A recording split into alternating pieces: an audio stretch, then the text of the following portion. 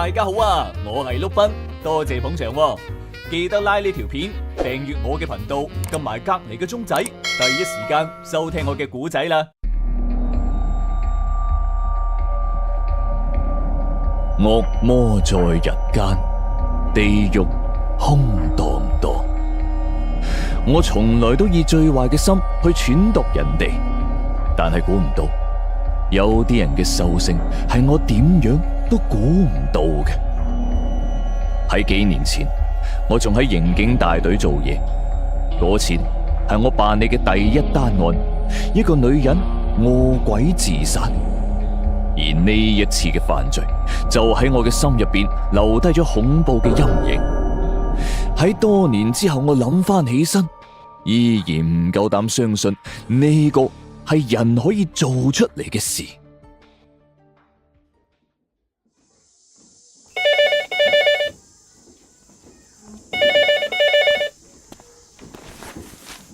喂，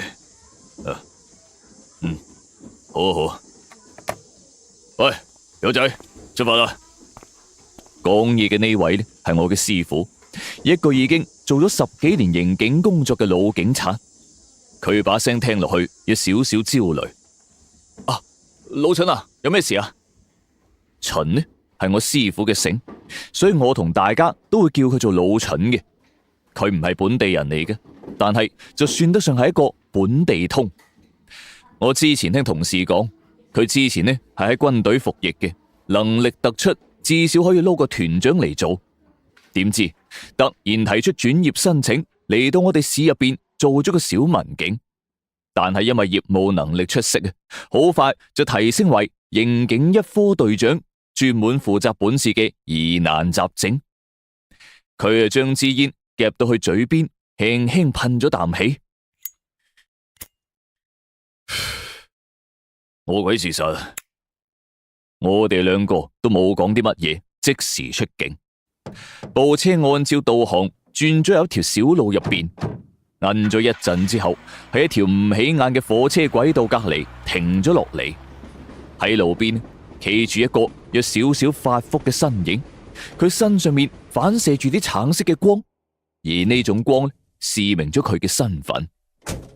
老蠢就落車，同呢一個有少少恍惚嘅鐵路工人遞咗支煙俾佢咧，確定就係佢報嘅案。軌道上面瞓住個人喺度，但其實講咧，應該話係一灘爛肉。呢灘肉面目全非，分唔出性別，成地下血肉模糊。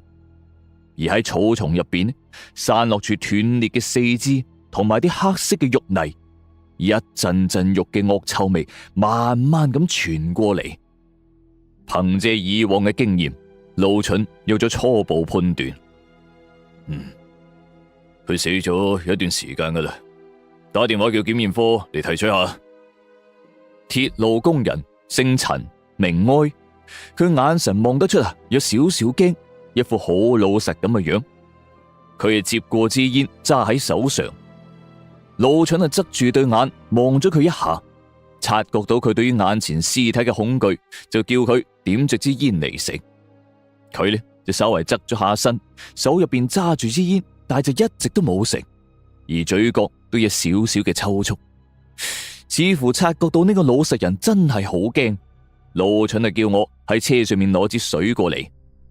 陳哀就左手揸住支水，大啖大啖咁飲咗幾啖。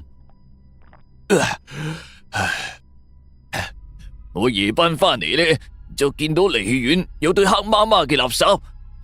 呢附近都好少人住噶嘛，最多間唔中有人過嚟掉下啲大件嘅嘢。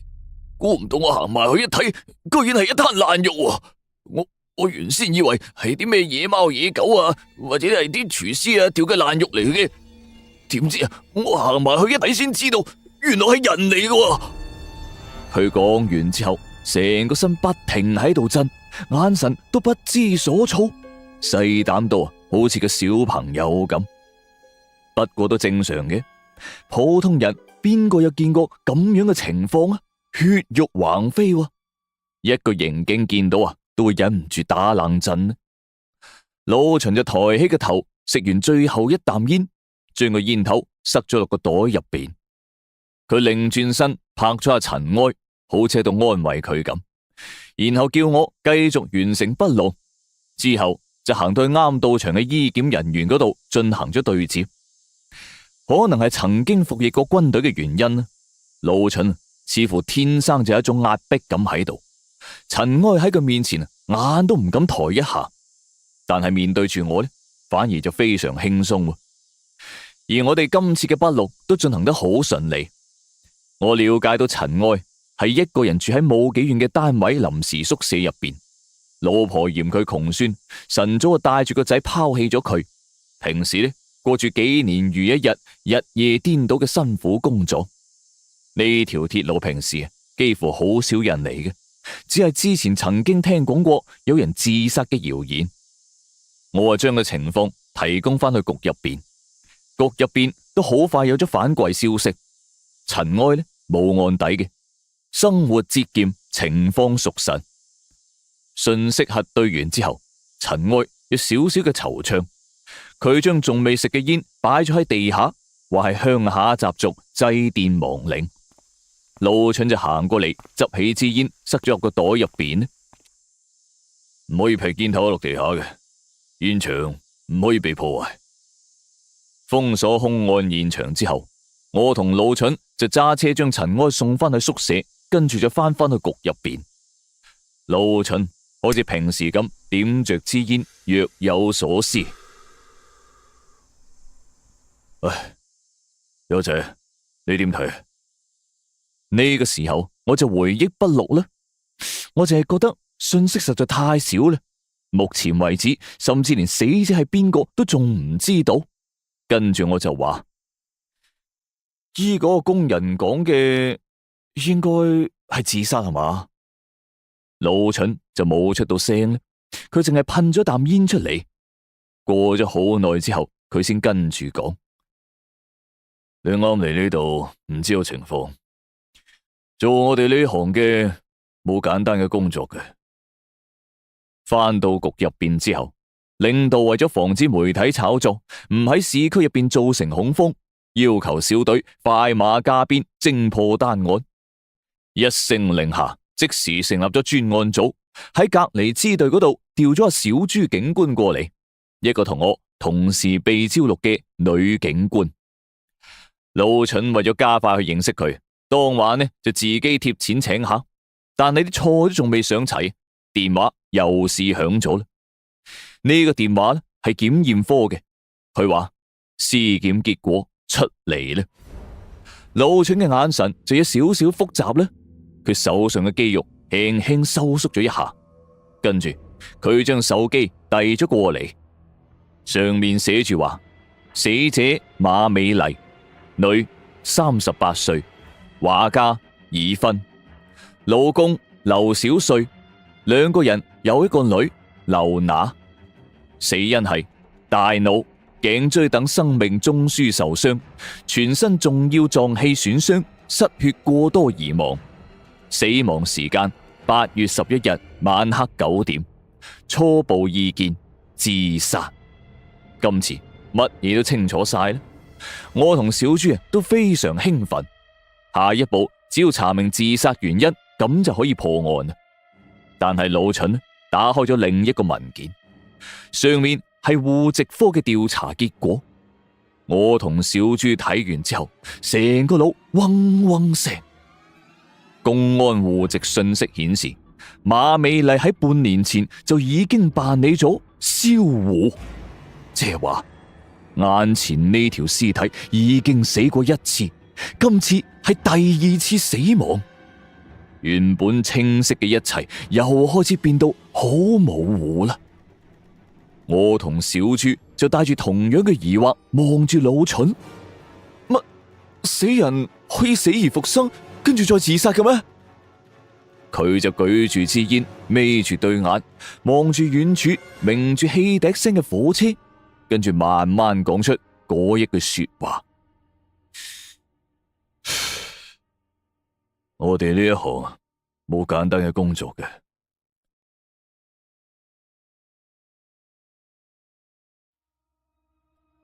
一條已經死咗嘅屍體，邊有可能起死回生，跟住再自殺嘅？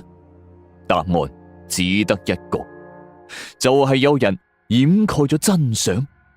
正如老蠢經常講嘅嗰句說話，我哋呢行係冇簡單嘅工作嘅，跟住我哋嘅工作就圍繞住兩公婆展開。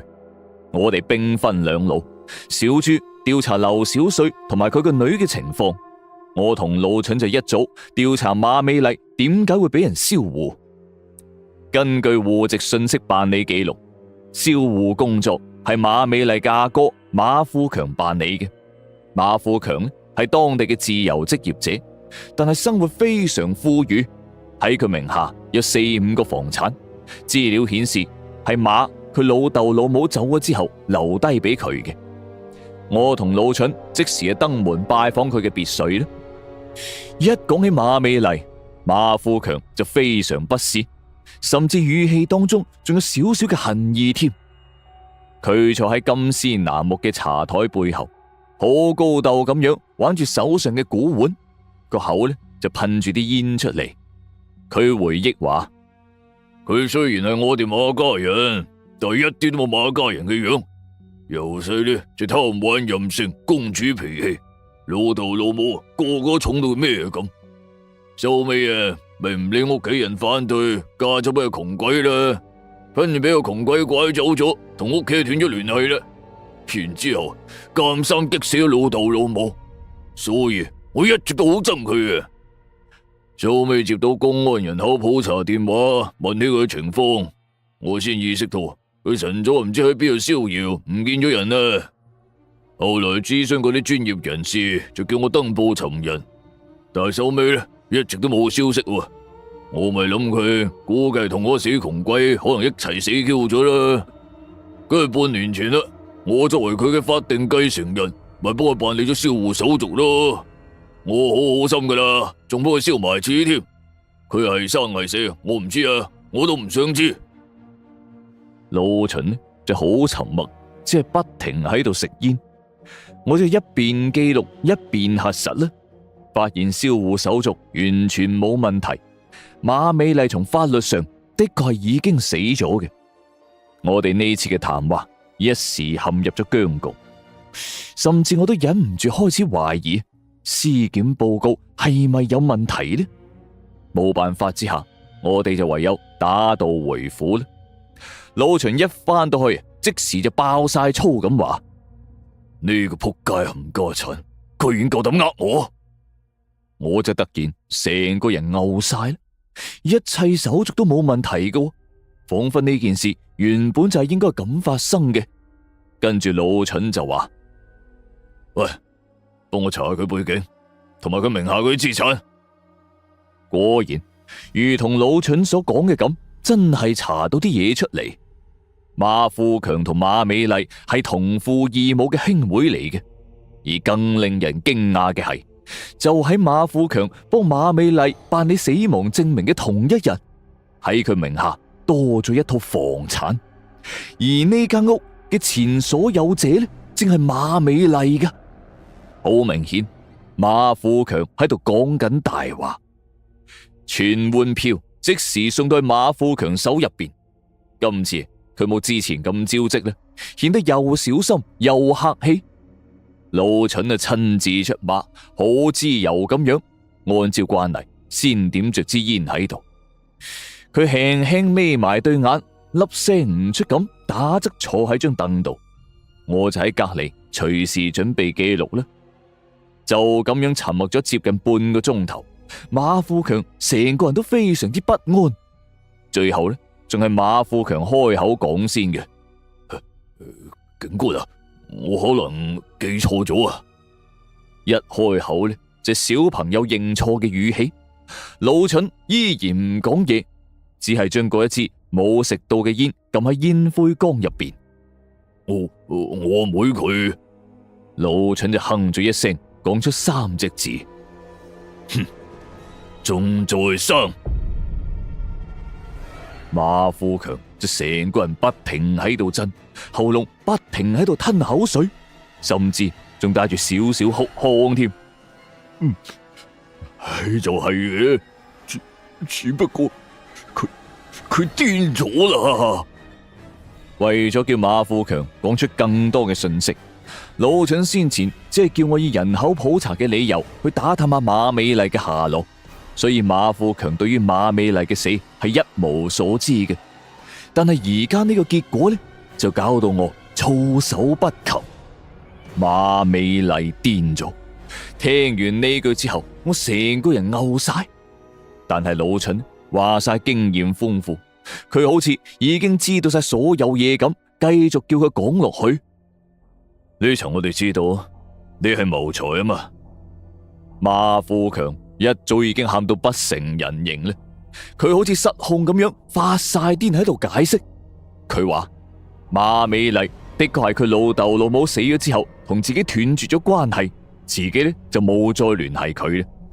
但係3年前嘅一日，佢帶住個女登門道歉，話自己老公劉小帥死咗，就開始有人搞佢哋兩母女，於是佢哋兩個咪想投靠自己。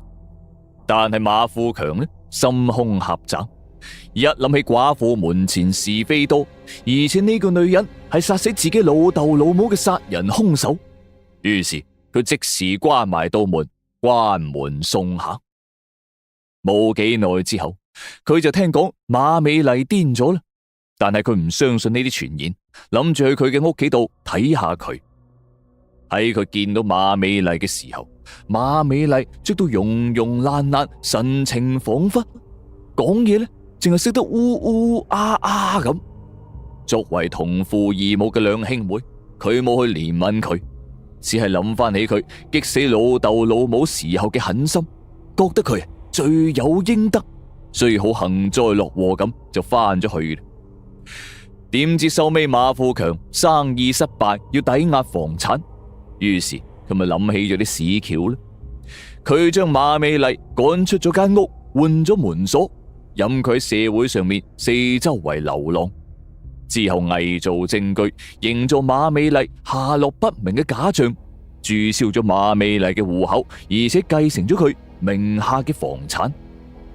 聽到呢度，老蠢就失驚無神咁問佢咧：咁你點解要殺佢啊？馬富強成個人嘔晒。警官啊，我冇殺佢啊，我真係貪錢噶咋。老蠢又繼續問咗佢好耐，但係馬富強都淨係話佢淨係知道個妹癲咗，唔知道佢死咗喺火車軌道上。小朱呢個時候呢都打電話過嚟，確認咗劉小帥嘅死亡事實。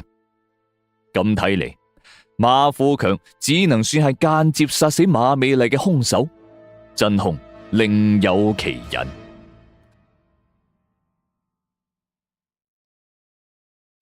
老陳將馬富強交俾另一組嘅人，等佢哋查清事實，準備起訴。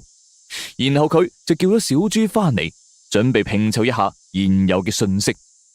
小朱嗱嗱臨趕翻嚟，帶住一大堆嘅材料啦。第一份係馬美麗同劉小帥個女嘅信息，佢個女呢叫劉娜，女大約4歲左右。2年前馬美麗報警話劉娜走失咗，跟住就再都冇消息啦。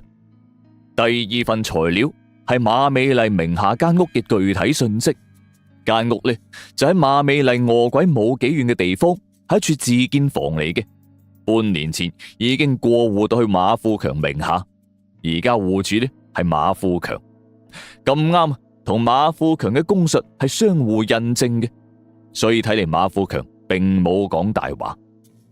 老陳今次非常肯定，佢眼神入邊仿佛有睇透一切嘅力量。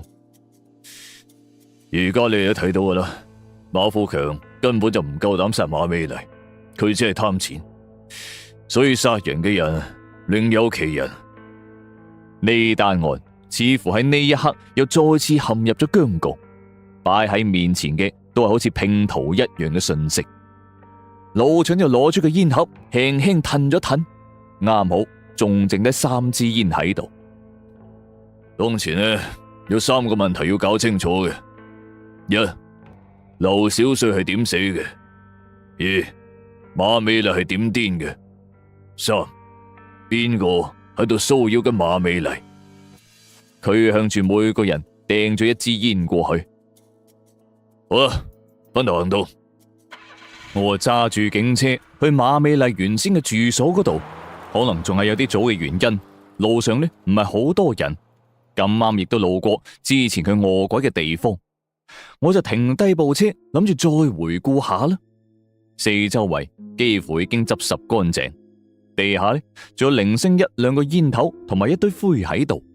案發現場依然拉住黃色警戒線，四周圍嘅血呢已經滲晒入啲泥入邊，仲留低咗黑麻麻嘅印，引嚟咗四周圍嘅雀仔不停喺度啄。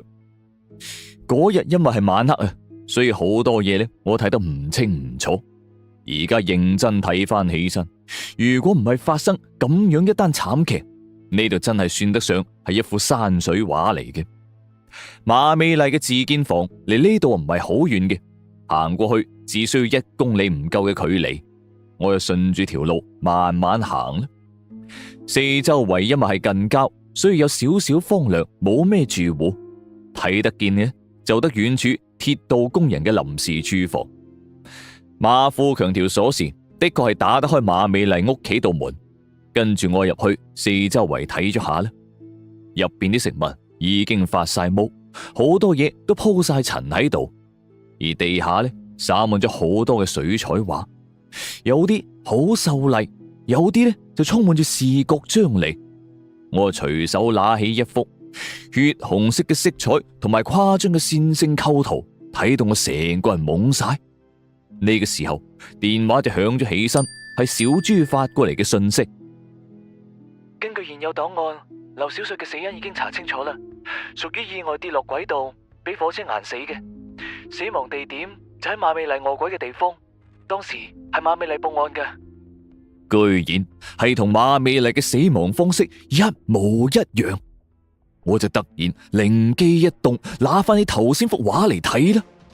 呢種筆直而帶有速度嘅線條，同成幅血紅色嘅畫，我心入邊幾乎好肯定咁嗌出嚟：馬美麗係望住劉小瑞死噶，而佢發癲都好可能係因為劉小瑞嘅死。睇嚟8、9不離10啦。嗰件事基本還原晒之後，問題就喺老蠢嗰邊啦。究竟係邊個纏住馬美麗呢？老蠢一直都冇消息，我同小豬就諗住先見個面先，因為佢曾經學過素描，話唔定可以從一堆畫入邊再睇出啲咩細節出嚟。果然，小豬比我識嘅要多好多。佢一入門口啫嘛，就發現咗有警棍啦。佢攞住我手上嗰幅畫，認真喺度睇，結果俾出咗一個我意想不到嘅結果。佢嘅心結喺鐵軌上面，佢嘅快樂、悲傷都喺呢條鐵路上面。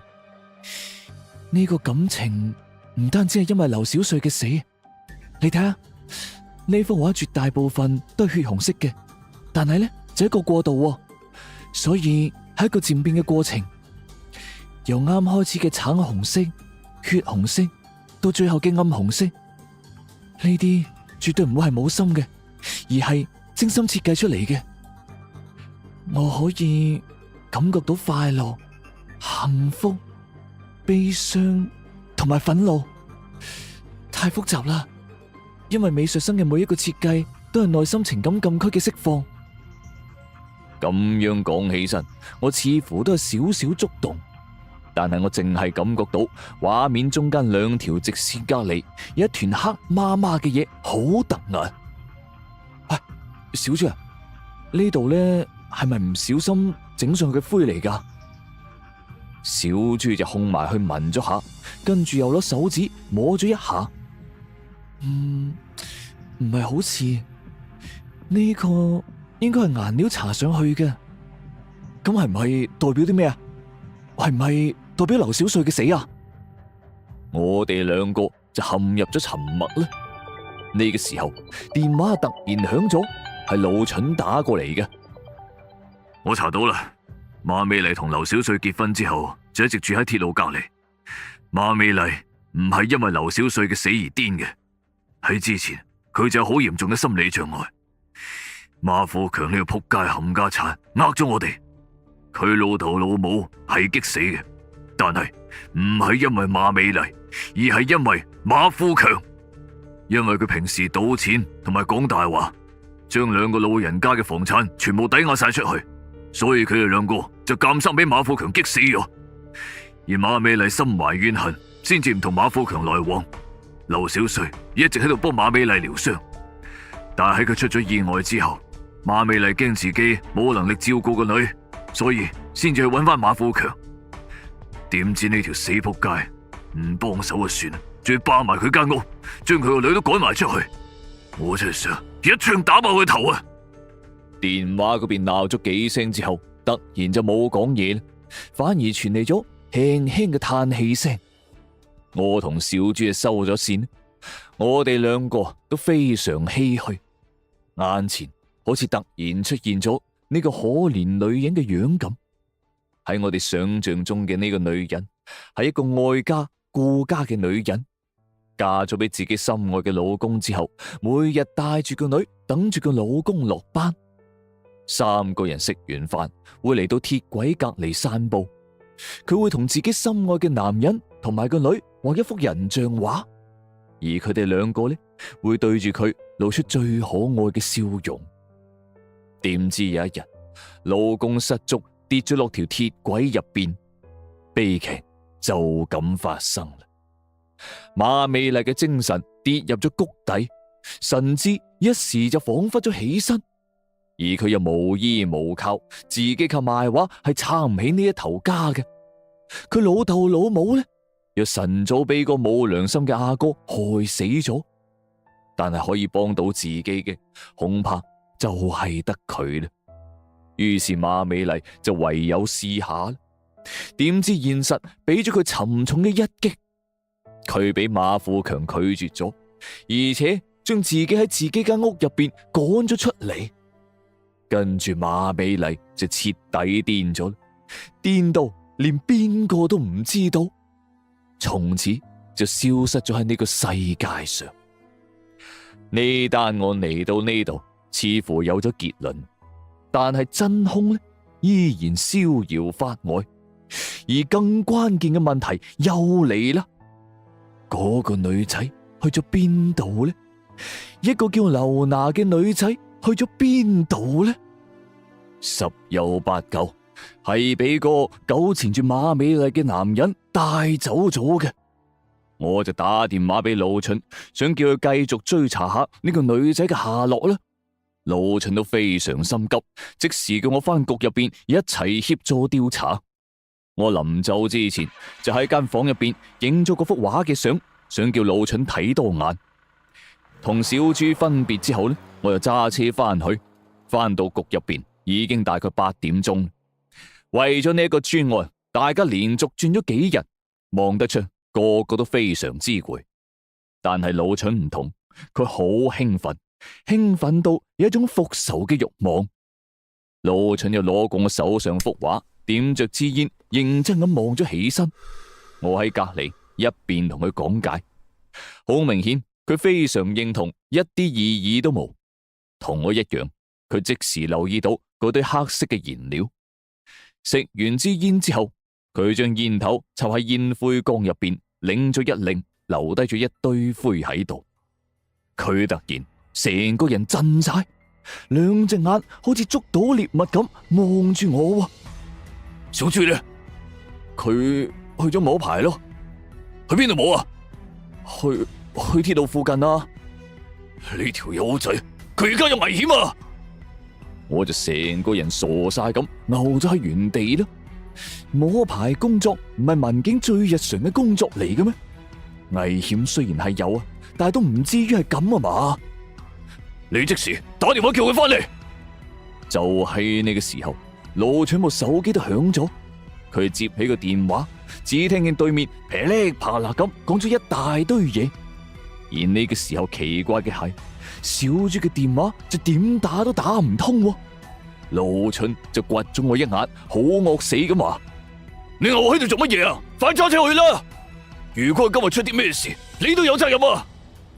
今次係我生平第一次揸咁快嘅車嘅，喺港劇入邊警察揸捕逃犯嘅畫面，第一次真實發生喺我身上。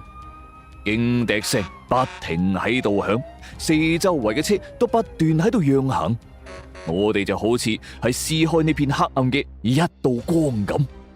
部車停咗喺鐵軌附近，因為頭先啱落完雨，再向前行呢，全部都係啲泥凼地，部車好有可能會陷入去嘅。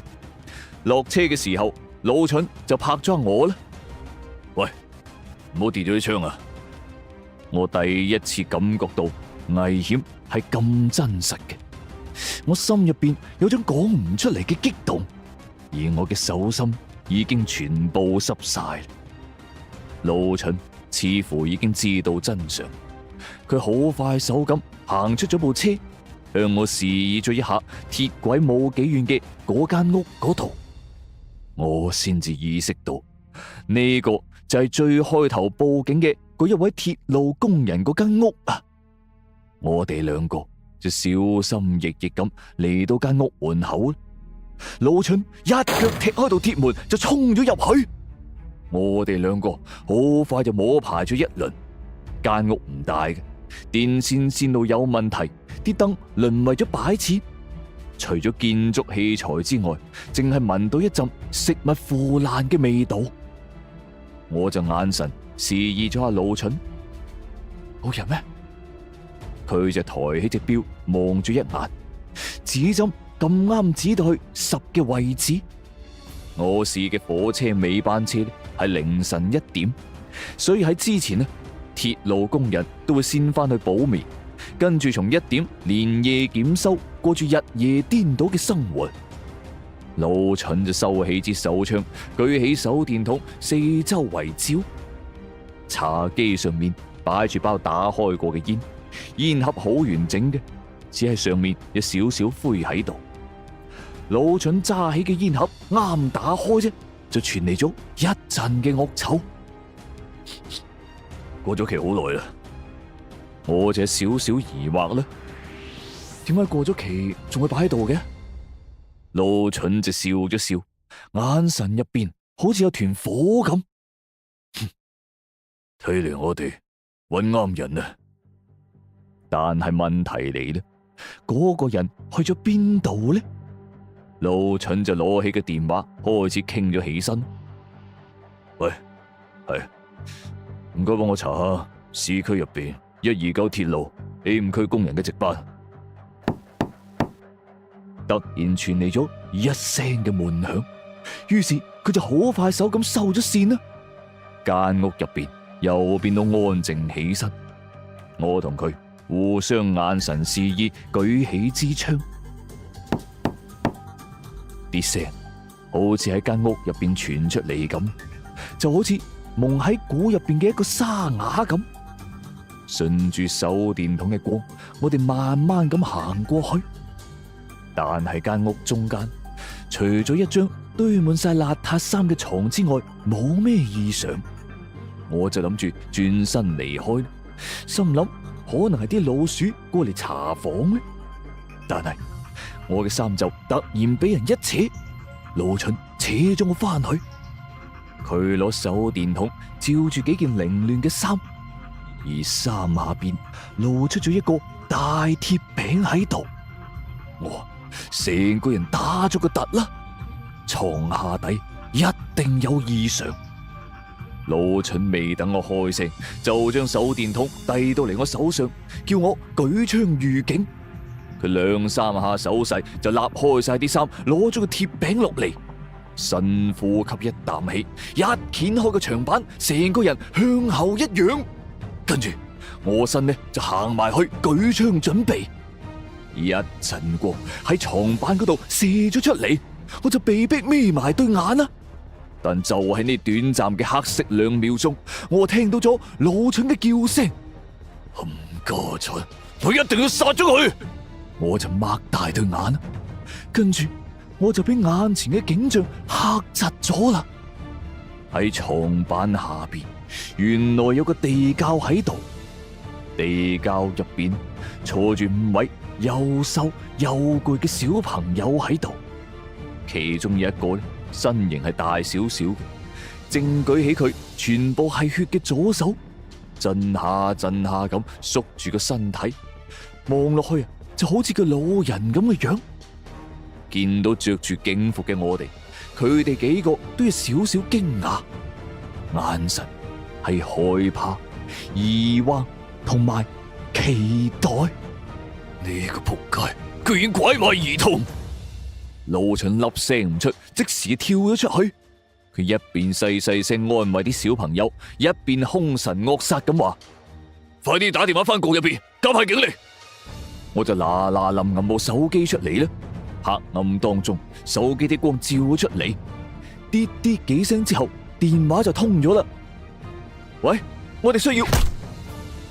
但係我仲未講完嘢，就覺得我後尾枕俾人劈咗一下咁，我眼前一片模糊。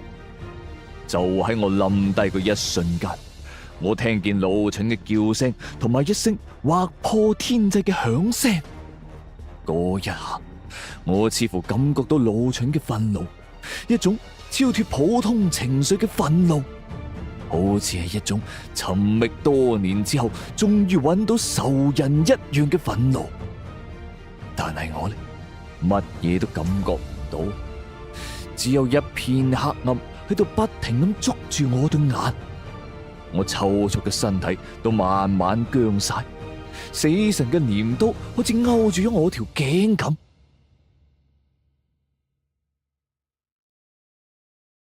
當我再次醒翻嘅時候，已經過咗2個星期啦。聽講我俾人評上咗2等功。之前嗰單案呢，因為證據確鑿，事實清楚，好快就移交檢察院起訴。知道我康復之後，嚟睇我嘅人都慢慢多咗起身，小豬亦都嚟咗，但係肉眼可見佢比之前瘦咗唔少。喺其他人走咗之後，我就揾藉口留低佢呢，佢呢都似乎正想留低，我就開口問咗下盧循嘅情況，因為作為我嘅師傅，佢一直都冇嚟到。小豬嘅眼神突然充滿住惋惜同埋難受，我個心好似揦住咁，喺佢仲未開口講嘅時候，我就好似聽到咗後半句。小豬仲未講落去啫，佢就已經喊到成塊面濕晒。嗰日晚黑你去咗邊度啊？我就轉移話題，冇再傾落去啦。我嗰日喺檢查間屋嘅時候，俾人敲暈咗，收尾係善大隊帶人喺一支廢棄嘅火車廂入邊揾到我嘅。我冇咩事，估計係我哋查得太快，佢都估唔到，所以就唯有韞住我先。於是我都鬆翻啖氣，但係我對於個結果仲係非常執着。咁真相係乜嘢啊？劉小帥係附近嘅工人，落班之後都會去鐵路隔籬散步嘅。馬美麗呢，自細就有心理障礙，但係一嚟到鐵路隔籬就可以安靜落嚟，所以每日到挨晚就會嚟到呢度取材。2個人咪就咁識噶啦。劉小帥愛馬美麗嘅純粹，連同佢嘅破碎都一齊愛。2個人好快就墜入愛河，結婚生子。但係馬美麗嘅阿哥馬富強係一隻寄生蟲，老豆老母呢就背住馬富強將一間舊屋過戶俾馬美麗。但係點知道馬富強知道呢件事之後，就開始虐待老豆老母，2個人監生激死咗。馬美麗都因此同佢阿哥斷絕關係。日頭劉小帥出門打工，馬美麗就帶住個女喺鐵路隔籬寫生。時間一耐就俾塵埃及中咗。塵埃係一個非常徹底嘅惡魔嚟嘅，佢由細一受到刺激就好容易失感，所以佢老婆經常都會話佢。成世仔都俾人睇衰嘅佢，突然有一日爆發，親手碾死咗自己嘅老婆，打死咗仲未夠1個月嘅仔。但係咁樣嘅行為呢，帶俾咗佢快感，於是佢就開始咗犯罪嘅道路。佢夜晚借住維修鐵路嘅名義，做埋晒嗰啲拐賣人口嘅事。俾佢拐賣嘅呢，唔係流浪孤兒，就係空巢小朋友。呢類人一般都唔容易俾人發現嘅，就算發現咗，都冇人可以證明。佢觀察咗一段時間之後，發現馬美麗精神係有障礙嘅，對個女呢睇得都唔嚴，而劉娜又生得好可愛，於是就萌生咗拐賣劉娜嘅念頭。時機嚟啦，有一日夜晚，劉小帥一直都冇翻嚟，馬美麗同劉娜兩個人又唔記得咗帶燈，就咁兩個人企喺黑夜之中。呢個時候，有對血色嘅惡魔之手出動啦。陳愛監生想扯走劉娜，馬美麗就衝過去阻止啦，點知就俾佢手入邊嘅鐵棍揈開咗。千鈞一髮之際，劉小帥趕到，兩個人就扭埋一嚿喺度打。馬美麗乘機搶走支鐵棍，但係點知陳愛力氣非常之大，劉小帥俾人用力一推，成個人打死咗喺鐵路上。避開咗馬美麗手中嘅鐵棍之後，陳愛為咗發洩，好用力咁抽打馬美麗同劉娜。之後馬美麗大受刺激，即時就失控啦。陳愛為咗控制住佢，將佢同劉娜帶翻去地窖，連埋之前啲小朋友一齊韞埋起身，等待賣家嘅出現。但係陳愛話晒都係一個好細膽嘅人，佢心入邊嗰種細膽呢，又是湧咗出嚟。於是佢製造劉小帥自己打死嘅假象，而且強迫馬美麗去咗報警。因為馬美麗精神崩潰，講嘢都講唔清，被機構認定為精神障礙，所以佢講嘅嘢冇得到重視。件事喺陳愛嘅歪曲當中草草解決。事後陳愛驚劉小帥嘅鬼魂會嚟纏住自己，所以從來冇食煙嘅佢買咗包煙翻嚟，點着3支，祭拜亡靈。而呢一切俾馬美麗暗中睇到咗。有一日陳愛唔記得關門，馬美麗就帶住劉娜跑咗出嚟啦。佢舉目無親，唯一可以諗到嘅係佢寄生蟲嘅阿哥。但係馬富強唔單止唔幫佢，仲想霸佔埋佢間屋。馬美麗翻到間屋之後，講嘢都講唔清嘅佢，唯有將所有發生過嘅嘢攞幅畫畫低落嚟。但係陳愛再次揾上門，將呢對苦命嘅兩母女再次拐咗翻去。今次嘅馬美麗冇選擇去忍受，但係就遭受咗更多嘅傷害。佢俾呢個惡魔侵犯咗，佢開始變到成個人癲晒，變到大叫大喊咗起身。而呢個時候，一個姓秦嘅外地警官開始暗中調查自己孫女走失案嘅消息，傳到嚟佢耳邊。陳愛擔心馬美麗會令到自己拐賣兒童嘅罪行敗露，於是再次籌劃咗鐵軌自殺事件。悲劇就此發生。佢餵咗啲安眠藥俾馬美麗食，等佢成個人攤喺火車軌上面。佢驚人哋發現之後自己會受到牽連，於是扮到落班翻嚟之後，發現條屍體咁樣走咗去報警。但係佢最後都係因為自己嘅細膽，佢驚馬美麗嘅鬼魂會纏住自己，所以等我哋走咗之後，又靜雞雞同佢點咗3支煙喺度，就好似佢當初為劉小帥點嘅3支煙咁。1個月之後，我出咗院，我特登申請去看守所度睇下陳愛。呢個時候嘅佢已經成頭白髮，成個人精神恍惚。我就遞咗支煙俾佢，佢笑咗笑話：警官，你冇理由唔知道我唔食煙噶。我就嘲諷佢啦，我唔係俾你食嘅，我係叫你幫老陳點着佢，就好似你當時幫劉小帥點嘅咁。佢隻手開始震咗起身，成個人開始抽搐，連支煙都唔小心跌咗落地。我就執翻支煙點着佢，插翻到佢手入邊。點解你要做呢樣嘢？因為呢樣嘢嚟錢快啊嘛。你講大話，你根本就冇咁貪錢嘅。你銀行賬戶入邊好少有消費記錄。佢成個人窒住晒，佢嘅眼神都開始奇怪咗起身，聲帶都要少少充血。警官，你知唔知？我每次見到嗰啲弱小嘅生命，我就想摧毀佢，踐踏佢。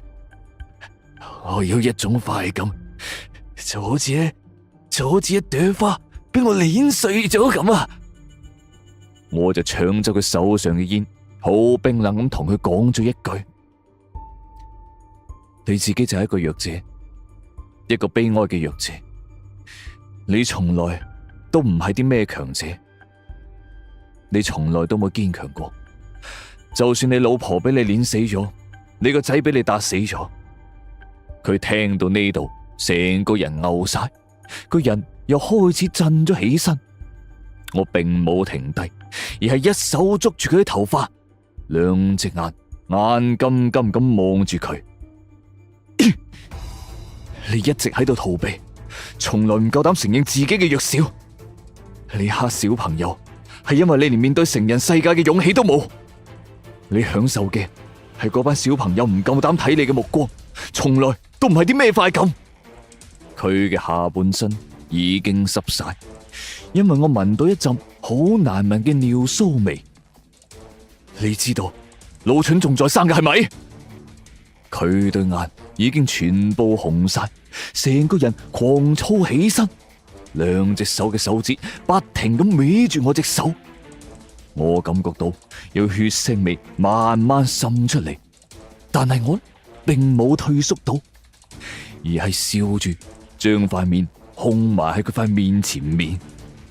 佢話：你係一個弱者，一個連殺人都唔識嘅弱者。佢話一聲咁就喊咗出嚟，兩隻手都同時鬆開咗，成個人好似癲咗咁喺我手入邊向外掙脫。但係我冇鬆到手，我兩隻眼一秒都冇眨過。佢成個人崩潰晒，眼淚鼻涕哚哚滴，下半身都開始大小便失禁。我隻手向角落頭嗰度推咗埋去，佢呢好似一隻悲哀嘅老鼠咁縮埋喺牆角嗰度。我對住佢講出咗最後一句說話：法律會俾你面對死亡嘅機會，你趁呢個機會做一個強者啦，為你最後嘅一絲人性道歉啦。因為辦案人員需要回避，所以我同小豬都並冇上法庭。劉娜嘅案都轉交咗俾行動組喺度全力追查。審判結束之後，法院嘅朋友揾到咗我。好難相信，陳愛非常老實咁嘅樣，根本令人聯想唔到，居然係一個殺人、強姦、拐賣人口、十惡不赦嘅惡魔。當佢聽到俾人判死刑嘅時候，喊到成個小朋友咁，搏命喺度道歉，又再試失感。我就笑咗笑，輕輕講咗句：佢只不過係一個悲哀嘅惡魔。小豬就遞咗一支點着咗嘅煙俾我。呢個時候個天已經黑晒，支煙上面嘅點點星火，望落去好似喺度呼吸緊咁。小豬就突然同我講：你應該都知道晒啦，盧蠢嘅仇都算係報咗啦。我就諗翻起當日地窖入邊嗰5個小朋友，盧蠢似乎仲喺我身邊，輕輕拍咗我一下，好釋懷咁話：喂，友仔，我哋呢行呢，冇簡單嘅案嘅。如果大家中意我講嘅古仔，歡迎 Super Fans 或者加入我嘅會員支持製作，多謝大家，我哋下集見。